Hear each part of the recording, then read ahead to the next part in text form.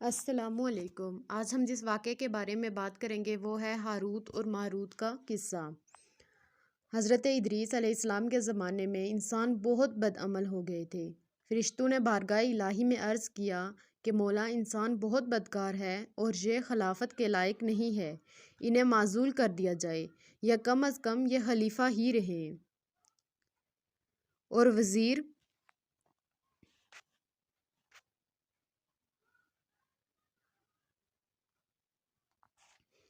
السلام علیکم۔ آج ہم جس قصے کا ذکر کریں گے وہ ہے ہاروت اور ماروت کا قصہ۔ حضرت ادریس علیہ السلام کے زمانے میں انسان بہت بدعمل ہو گئے تھے۔ فرشتوں نے بارگاہ الہی میں عرض کیا کہ مولا، انسان بہت بدکار ہے اور یہ خلافت کے لائق نہیں ہے، انہیں معزول کر دیا جائے یا کم از کم خلیفہ یہ رہیں اور وزیر ہم، تاکہ ہم ان کے بگڑے کام سنبھال لیں۔ رب تعالیٰ کا ارشاد ہوا کہ اس کو غصہ اور شہوت دیا گیا ہے، جس سے زیادہ گناہ کرتا ہے۔ اگر یہ چیزیں تم کو ملیں تم بھی گناہ کرنے لگو۔ فرشتے بولے کہ مولا کریم، ہم تو گناہ کے پاس بھی نہ جائیں گے، وہاں کتنا ہی غصہ اور شہوت ہو۔ حکم ربی ہوا، اچھا تو پہلی جماعت میں سے آدھے بچوں کو فلسطین فرشتے چاہیں، ان کو غصہ اور شہوت دے دیتے ہیں، پھر امتحان ہو جائے گا۔ چنانچہ ہاروت اور ماروت جو بڑے ہی عبادت گزار فرشتے تھے، انتخاب میں آ گئے۔ حق تعالیٰ نے ان کو یہ چیزیں یعنی غصہ اور شہوت دے کر شہر بابل میں اتار دیا اور فرمایا کہ تم قاضی بن کر لوگوں کا فیصلہ کیا کرو اور روزانہ اسم اعظم کے ذریعے شام کو آسمان پر آ جایا کرو۔ یہ دانو 1 مہینے تک آتے جاتے رہے۔ اتنے عرصے میں ان کے عدل و انصاف کا عام چرچا ہو گیا اور بہت مقدمے ان کے پاس آنے لگے۔ ایک روز نہایت حسین و جمیل عورت نے، جس کا نام زہرا تھا، یہ ملک فارس کے رہنے والی تھی، اس نے اپنے خاوند کے خلاف مقدمہ دائر کیا۔ یہ دانو اسے دیکھتے ہی عاشق زار ہو گئے اور اس سے برے کام کی خواہش کی۔ اس نے کہا، میرا دین کچھ اور ہے اور تمہارا دین کچھ اور اختلاف ہوتے ہوئے یہ نہیں ہو سکتا۔ نیز میرا شوہر بہت غیرت مند ہے، اگر اسے خبر لگ گئی تو مجھے قتل کر دے گا، لہٰذا پہلے تو آپ میرے بت کو سجدہ کرو اور پھر میرے شوہر کو قتل کرو، پھر میں تمہاری اور تم میرے۔ انہوں نے انکار کر دیا۔ وہ چلی گئی، مگر ان کے دل میں اس کے عشق کی آگ بھڑک اٹھی۔